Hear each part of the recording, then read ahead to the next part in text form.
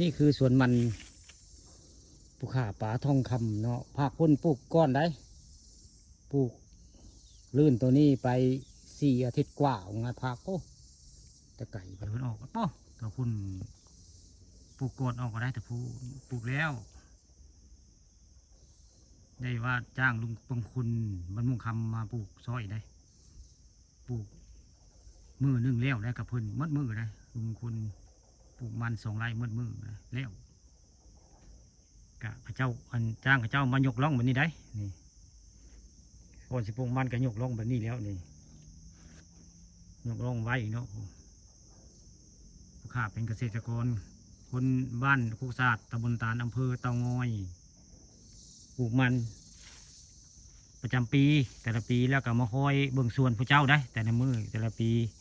อันนี้ก็คือต้นมะนาวบ้านเฮาเนี่ยปลูกไว้นี่ง่ายมาตะเฮือนพอได้มะนาวนี่บัวตายนะ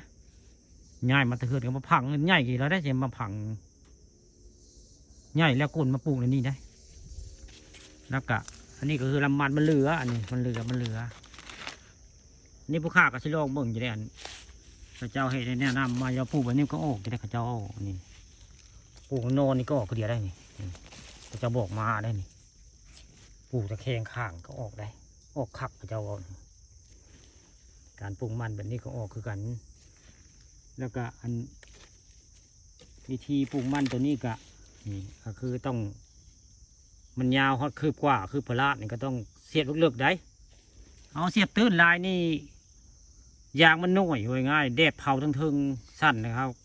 ตัดสั้นหลายกระบดีถ้าเอาเสียบต้องเสียบต้องเลือกไปดีให้เท่านี้ก็ต้องพี่แล้วพี่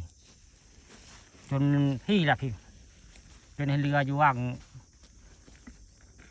นิ้วกว้านี่แหละนี่มันสีบัวตายเลยมันเอาเสียบเลือกแต่แท่งดีอยู่ง่ายเสียบเล็กแท่งดีได้ปลูกมันวิธีปลูกมันและการห้าบตัดสั้นได้กะตัดพอประมาณพอสำนีเนาะนี่พอประมาณพอสำนีประมาณคืบปลายคืบเป็นด้านนี้คืบพอดีนะนี่การปลูกมันผู้ข้าก็บริเก่งดอกบริว่าสอนพระนันผู้นี้เนาะแต่ว่าผู้ข้าเป็นเกษตรกรปลูกประจำปีคุปีเรื่องปลูกมันนี่ก็เลยมาบอกมาว่ายันผู้ใดยังไม่เคยปลูกอยู่บ่จักเนาะรับคนบ่จักได้ท่านคนหูจักอะไรก็แล้วไปผู้เก่งเลยไปแต่ผู้ข้าบ่เคยเห็นเทื่อดอกแต่มาสอนนี่ซื่อการซักมันลงไปให้มันลึกแบบนี้เลือกเขาได้แห่งดีไว้ง่ายเลือกได้แห่งดีเพราะว่ามันสิเวลาแดดเผามันก็สิบ่ตายง่ายไว้ง่ายมันอาศัยว่ายางมันยังหลายยางมันหลายเนาะเขาตัดสั้นแล้วกันเสียบสั้นแล้วก็มันมีโอกาสสิตายได้แดดมันเผาแล้วก็ได้มันมีโอกาสสิตายปลูกวันหนึ่งเสียบเลือกได้ทั้งดีได้ตัดสั้นกระบวนการดีได้ตัดสั้นแล้วไปปลูกนี่มันมีโอกาสที่ตาย99%ของตัดสั้นเลยลำมันเนาะแล้วก็เฮาฝนตกหึมนี่ฝนตกหึมนี่ฝนตกแห้งๆน้ำซุ่มไหลก็มาตัดเฮามาถ่ายยกล่องปลูกนี่บ่เป็นได้ช่วงฝนตกบ่เป็นมันสิออกมาแล้วมันสิกูดแล้วมันสิเป็นเพี้ยแล้วหญ้าก็สิป่งขึ้นไวหญ้าสิป่งกว่ามันแล้วมันก็สิบ่ขึ้นแล้วก็เฮาพ่นยาก็บ่เป็นนะผู้ข้าลองมาแล้วพ่นยาแล้วก็ให้ดินเสียเนาะมันก็บ่อยากงามได้พ่นหลายก็มันบ่อยากงามนะพ่นยาหลายก็ได้แม่นอยู่พ่นแล้วมันได้ผลเร็วง่ายหญ้าบ่ป่งแม่นอยู่แต่ให้ว่าง่ายว่าแม่ขี้กระเดือนก็บ่มีขี้กระเดือนก็ตายได้มันถึกยาไว้ง่ายบ่คือได้เฮาซับเอานี่มันสิบ่ค่อยตายได้พืชพันธุ์แมงไม้จิโร่เฮาก็สิยังหมดโดยง่ายเฮาพ่นยานี่เม็ดเห็ดนาก็บ่เข้ามาใกล้บริเวณนี่เพิ่นบ่เข้ามาใกล้ได้มันเป็นสารเนาะแล้วก็ดินเฮาสิบ่ตายในดินเฮาเนี่ยปลูกสิงามคุปีว่าง่ายเฮาใส่พุ่นใส่ปุ๋ยมันสิงามคุปีได้สังเกตเบิ่งดินเฮาใส่พ่นยาแล้วครับบ่พ่นยามันต่างกันนะดินสิบ่ตายมันก็สิงามแล้วก็เฮาบ่ได้สร้างมลพิษไว้เนาะเกิดเฮาเป็นตีนเป็นบาดเป็นเพเป็นย่างไปเหยียบนี่งานเข้าแล้วได้ ำหรับผู้จะพ่นกับพ่นดอกว่าสมุขาจะคือสิบก้าพ่นดอกย่านอย่างย่านดินเสียดินบ่งามดินสีบ่งามเด้แม่นอยู่คุณภาพเฮาอัน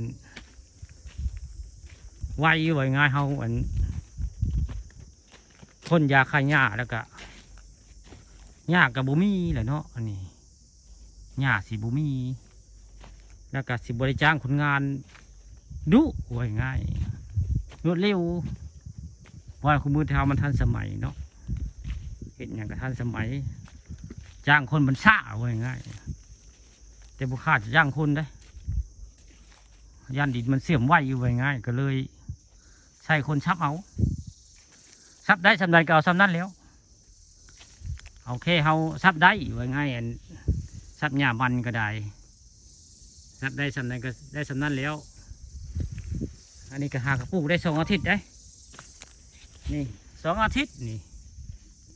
2 อาทิตย์กับมันก็จะเวเป็นเส้นนี่ทำท่าสิออกก็ได้เวเป็นเส้นเลยนี่แหละ2 อาทิตย์แล้วนี่มันสิเวเป็นนี่นะมันสิออกเริ่มสิเป็นตัวนี้ก็พอทำนี่ได้นี่ตัวนี้ก็พอทำนี่นี่เริ่มกระโจออกมาได้นี่ละมัน2 อาทิตย์เวเป็นเส้นนี่ละ2 อาทิตย์แล้วมันปลูกใหม่มันส่วนผู้ฆ่าปลาทองคำเนาะนี่บ่ได้ว่าอันบ่ดีแบบนั้นแบบนี้ก็แม่นอยู่ไผแล้วแต่ไผสิเฮ็ดเนาะเรื่องพ่นยาปลูกผลมันหญ้าตายเร็วง่ายแต่ผู้ฆ่าคือใดเพราะว่ามันดินเฮาสิเสื่อมไว้ง่ายบ่เสื่อมไว้บ่กล้าใช้ดีอยู่